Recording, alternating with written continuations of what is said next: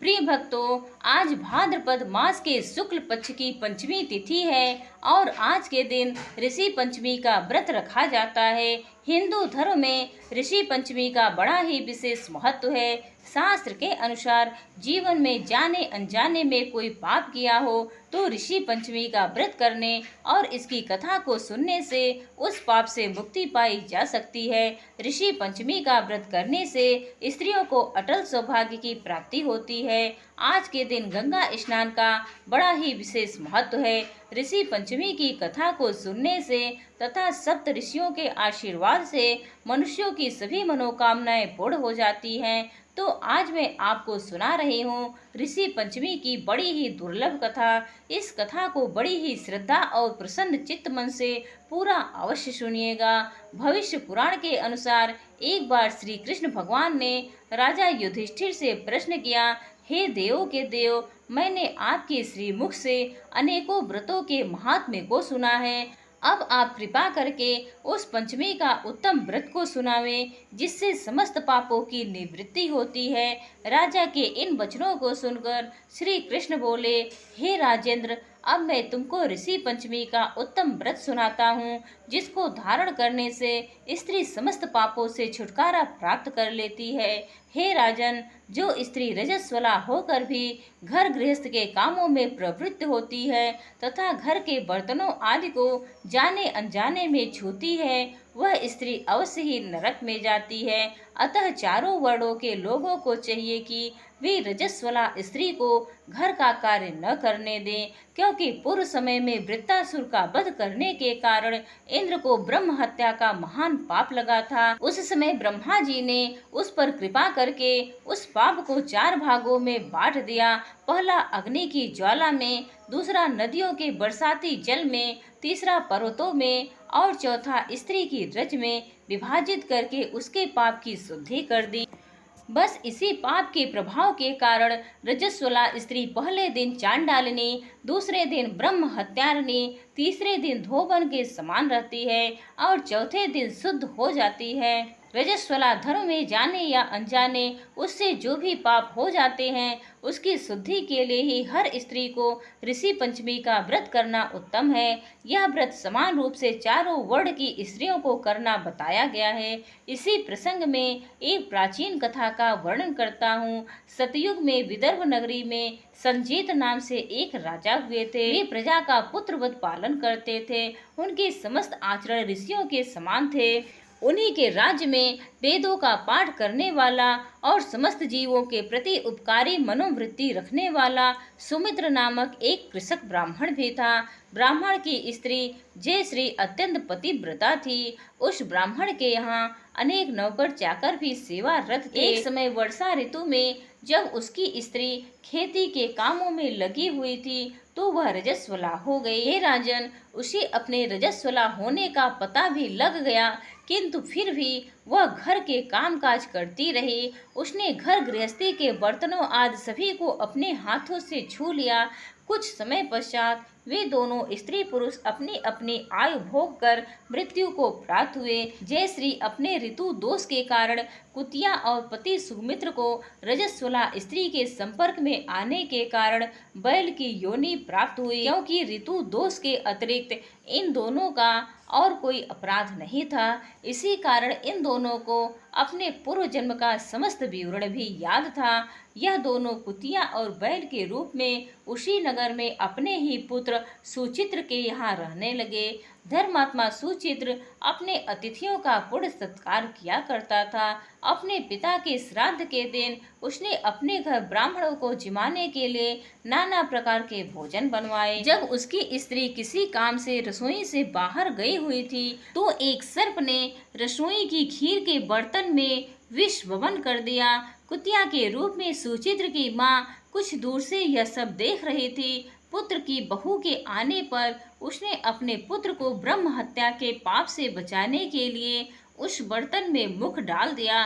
सुचित्र की पत्नी चंद्रवती से कुतिया का यह कृत्य न सहा गया और उसने चूल्हे में जलती हुई लकड़ी को निकालकर कुतिया को मारा। बेचारी कुतिया मार खाकर घर से इधर उधर भागी फिरी। चौके में जो भी जूठन इत्यादि बच जाता था वह सब सुचित्र की बहू उस कुतिया के सामने डाल दिया करती थी, किंतु उस दिन क्रोध के कारण उसने वह भी बाहर फेंकवा दी और कुतिया को न डाली। सब खाद्य पदार्थों को फेंकवा कर साफ बर्तनों में उसने सब खाना दोबारा बनवाया तथा ब्राह्मणों को जिमाया। रात्रि के समय भूख से व्याकुल होकर वह कुतिया बैल के रूप में रह रहे अपने पूर्व पति के पास आकर बोली, हे स्वामी, आज तो मैं भूख से मरी जा रही हूँ। वैसे तो मेरा पुत्र मुझे रोज खाने को कुछ देता था, लेकिन आज तो उसने मुझे कुछ नहीं दिया। मैंने सांप के विष वाले खीर के बर्तन को अनेक ब्रह्म हत्याओं के भय से छूकर उनके न खाने योग्य कर दिया था। इसी कारण उसकी बहू ने आज मुझे मारा और आज खाने को भी कुछ नहीं दिया है। तब बैल बोला, हे भद्रे, तेरे पापों के कारण तो मैं भी इस योनि में आ पड़ा हूँ और आज बोझा ढोते ढोते मेरी कमर भी टूट रही है। आज मैं भी दिन भर खेत में हल से जूतता रहा। मेरे पुत्र ने आज मुझे भी भोजन नहीं दिया और ऊपर से मारा भी खूब है। मुझे इस प्रकार कष्ट देकर उसने मेरे इस श्राद्ध को निष्फल कर दिया है। अपने माता पिता की इन बातों को उनका पुत्र सुचित्र सुन रहा था। उसने उसी समय उनको भर पेट भोजन कराया और फिर उनके दुख से दुखी होकर वह प्रातःकाल वन की ओर चला गया। वन में जाकर उसने ऋषियों से पूछा कि हे ऋषीश्वरों, मेरे माता पिता किन कर्मों के कारण इस नीच योनियों को प्राप्त हुए हैं और अब किस प्रकार वे इनसे छुटकारा पा सकते हैं। उन वचनों को श्रवण कर सर्वतपा नामक ऋषि उस ब्राह्मण कुमार पर दया करके बोले, पूर्व जन्म में तुम्हारी माता ने अपने उश्रृंखलन स्वभाव के कारण रजस्वला होते हुए भी घर गृहस्थी की समस्त वस्तुओं को स्पर्श किया था और तुम्हारे पिता ने तुम्हारी माँ को स्पर्श किया। इसी कारण वे कुतिया और बैल की योनि को प्राप्त हुए हैं। तुमको उनकी मुक्ति के लिए अब सप्तनिक ऋषि पंचमी का व्रत धारण करके तथा उसका फल अपने माता पिता को अर्पण करना होगा। भादो मास के शुक्ल पक्ष की जब पंचमी आवे तब मुख शुद्धि करके मध्याह्न में नदी में पवित्र जल में स्नान करना और फिर नवीन शुद्ध रेशमी वस्त्रों को धारण करके अरुंधति सहित सप्त ऋषियों का पूजन करना। सर्वतपा ऋषि के इन वचनों को श्रवण करके सुचित्र ने अपने घर लौटकर ऋषि पंचमी का दिन आने पर पत्नी सहित समस्त विधि विधान से इस व्रत को किया और उनके पुण्य को अपने माता पिता को अर्पित कर दिया। व्रत के प्रभाव से उसके माता पिता दोनों ही पशु योनियों से मुक्त हो गए और दिव्य विमान पर आरूढ़ होकर स्वर्ग को चले गए। हे राजन, इस व्रत को धारण करने से अनेक अनेक उत्तम और वांछित फल प्राप्त होते हैं। समस्त तीर्थ यात्राओं, समस्त व्रतों और दानों से जितने भी फल प्राप्त हो सकते हैं वे सब केवल इस ऋषि पंचमी के व्रत से ही प्राप्त हो जाया करते हैं। जो स्त्री इसे श्रद्धा पूर्वक धारण करती है वह समस्त सांसारिक सुखों को पा लेती है। यह व्रत समस्त ऐश्वर्य को देने वाला है और स्त्रियों के समस्त पापों को नाश करने वाला है। इसमें संशय नहीं है कि इस व्रत की कथा को पढ़ने अथवा सुनने वाले भी समस्त पापों से छुटकारा प्राप्त कर सुखों को प्राप्त करते हैं। प्रेम से बोलिए श्री सप्त ऋषि महात्माओं की जय।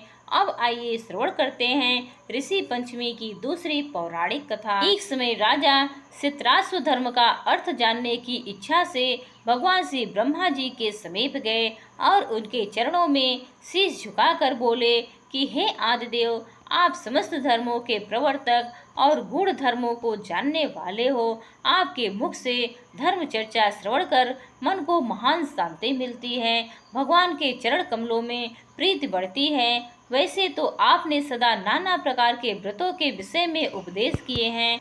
अब मैं आपके मुखारविंद से उस श्रेष्ठ व्रत को सुनने की अभिलाषा रखता हूँ, जिसके कारण से प्राणी के समस्त जाने अनजाने में वे पापों का नाश हो जाता है। राजा के इन वचनों को सुनकर के श्री ब्रह्मा जी ने कहा, हे नृप श्रेष्ठ, तुम्हारा प्रश्न अति उत्तम और धर्म में प्रीत उपजाने वाला है। मैं तुमको समस्त पापों को नष्ट करने वाला वह सर्वोत्तम व्रत सुनाता हूँ। यह व्रत ऋषि पंचमी के नाम से विख्यात है। इस व्रत को ग्रहण करने वाला प्राणी अपने समस्त पापों से सरलता से छुटकारा पा लेता है और उसे नरक नहीं जाना पड़ता। इस व्रत का एक अति पुरातन इतिहास है। उसी इतिहास को अब मैं तुम्हारे सम्मुख कहता हूँ। व्रत का इतिहास बताते हुए ब्रह्मा जी ने कहा, एक समय विदर्भ देश में उत्तक नामक ब्राह्मण अपनी पतिव्रता पत्नी के साथ निवास किया करता था।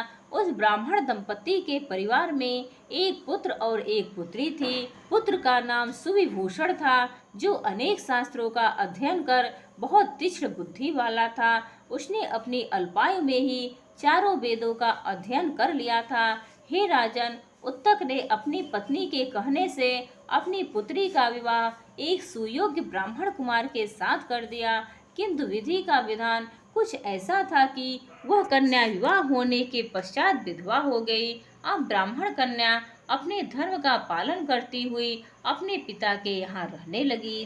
अपनी कन्या के दुख से दुखी होकर एक दिन उत्तक अपने घर को अपने पुत्र की देखरेख में छोड़कर चला गया और अपनी स्त्री और कन्या को लेकर गंगा जी के किनारे एक आश्रम बनाकर रहने लगा। वह वहाँ वेदों का पठन पाठन करने में व्यस्त हो गया। तब उसके पास कुछ ब्राह्मण कुमार भी वेदों को पढ़ने के लिए आ गए। कन्या अपने धर्म का पालन करती हुई अपना जीवन निर्वाह कर रही थी। वह दत्त चित्त हो माता पिता की सेवा किया करती थी। एक दिन कार्यों से थकी हुई वह एक शिला पर आराम करने के लिए लेट गई। थकान अधिक होने के कारण उसको अपने शरीर की सुध न रही। ईश्वर की लीला ऐसी हुई कि अर्धरात्रि के समय अचानक उसके शरीर में कीड़े उत्पन्न हो गए। शिष्यों ने उसे वस्त्र विहीन तथा उसके शरीर पर कीड़ों को रेंगते देखा तो उन्होंने अपनी गुरु पत्नी को जाकर यह समाचार बताया।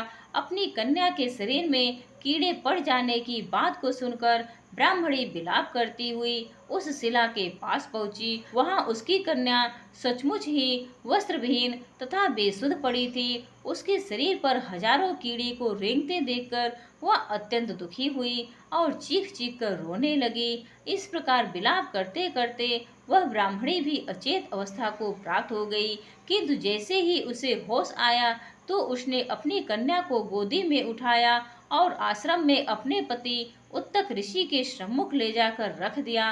कन्या की उस दशा को देखकर वह ब्राह्मणी अपने पति से बोली, हे स्वामी, आप कृपा कर मुझे यह बतलाएं कि आपकी इस साध्वी कन्या की यह दुर्दशा किस दुष्कर्म के कारण हुई है। भार्या की इस बात को सुनकर के उत्तक ऋषि अपने नेत्रों को बंद करके शांत होकर हृदय में भगवान का ध्यान करने लगे। कुछ समय पश्चात उन्होंने अपनी अंतर्ज्ञान शक्ति के द्वारा कन्या के पूर्व जन्म के समस्त वृत्तांत को जान लिया।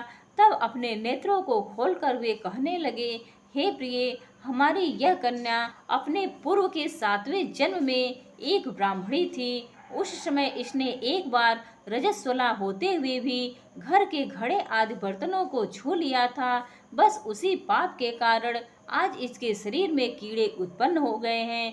शास्त्रानुसार रजस्वला स्त्री पहले दिन चांडालिनी, दूसरे दिन ब्रह्म हत्यारिणी, तीसरे दिन एक धोबन और चौथे दिन वह स्नान करने के पश्चात शुद्ध हो जाती है। शुद्ध होने के बाद भी इसने अपनी सखियों के साथ ऋषि पंचमी व्रत को होता देखकर भी उसमें रुचि नहीं ली। व्रत के उत्सव के दर्शन मात्र से तो इस जन्म में इसको उत्तम ब्राह्मण कुल प्राप्त हुआ है। मुनि के इस प्रकार के वचनों को श्रवण कर उनकी पत्नी बोली, हे स्वामी, जिस व्रत के दर्शन मात्र से ही इसे आपके उत्तम कुल में जन्म को प्राप्त हुआ है, परंतु जिसका तिरस्कार करने से शरीर कीड़ों से भर गया, ऐसे महान और आश्चर्यजनक व्रत को आप कृपा करके मुझे अवश्य बताएं। तब उत्तक ऋषि आनंदित होकर बोले, हे भद्रे, यह व्रत समस्त व्रतों में उत्तम है। तुमने इस व्रत की जानकारी सुननी चाहिए है तो ये हर प्राणी के लिए लाभदायक होगा। इसके प्रभाव से समस्त पापों का नाश हो जाता है। इस व्रत को करने वाला निश्चय ही दैहिक, भौतिक और दैविक तीनों प्रकार के कष्टों से छुटकारा पाता है। व्रत करने वाली स्त्री अपने सौभाग्य को प्राप्त करती है। यह चमत्कारी व्रत भाद्रपद मास के शुक्ल पक्ष की पंचमी के दिन होता है। व्रत करने वाली स्त्री को चाहिए कि वह गंगा या उसके समान पवित्र नदी अथवा कुएं के जल में स्नान करे और नित्य कर्मों को करने के बाद विधित विधान से पंचामृत बनाकर श्रद्धा और भक्ति सहित सप्त ऋषियों को उसमें स्नान कराए और फिर चंदन कपूर आदि गंध तथा पुष्प धूप आदि निवेदित करे। पहले भूमि को गौ के गोबर आदि से शुद्ध करके उस पर अष्टदल कमल बनाकर अरुंधति सहित सप्त ऋषियों की स्थापना की जाती है। पवित्र स्थलों और यज्ञोपवीतों को अर्पित करे, उत्तम फलों और मिष्ठान से उनका भोग लगावे तथा अर्घ्य दे। अरुंधति सहित सप्त ऋषि यथा कश्यप, अत्रि, भरद्वाज, विश्वामित्र, गौतम, जमदग्नि और वशिष्ठ जी का ध्यान करके इस प्रकार प्रार्थना करे कि हे श्रेष्ठ ऋषिवरों, आप सभी मेरी पूजा को स्वीकार करें तथा मुझे कृतार्थ करें। आप मेरे द्वारा निवेदित किए हुए अर्घ्य भोग आदि को स्वीकार करें। जो स्त्री ब्रह्मचर्य धारण करती हुई इस व्रत को करेगी वह उत्तम फल को प्राप्त करेगी। इसमें संदेह नहीं है कि इस व्रत का फल समस्त तीर्थों के दर्शन और संसार के समस्त दानों से भी श्रेष्ठ है। सुख पाने की इच्छा से जो स्त्री इस व्रत को धारण करती है वह स्वयं सुंदर स्वरूप और उत्तम गुणों से परिपूर्ण हो पुत्र पौत्र आदि को पाती है। इस व्रत को करते हुए वांछित फल प्राप्त करने के पश्चात इस व्रत का उद्यापन भी करना चाहिए। चतुर्थी के दिन एक बार भोजन करके पंचमी के दिन व्रत आरंभ करें। स्नान आदि करके गोबर से लीप कर उस स्थान पर सर्वतोभद्र चक्र बनाकर पहले कलश की स्थापना करें। समस्त पूजा सामग्री एकत्र करें। अष्टदल कमल में सप्त ऋषियों की स्थापना करें। षोडशो उपचार पूजन, रात्रि जागरण तथा भजन कीर्तन में बिताकर प्रातः काल ब्राह्मण को भोजन करावे व दक्षिणा देकर संतुष्ट करे। इसी प्रकार ऋषि पंचमी की यह कथा यहीं पर समाप्त हुई। श्री शिवाय नमस्तुभ्यं।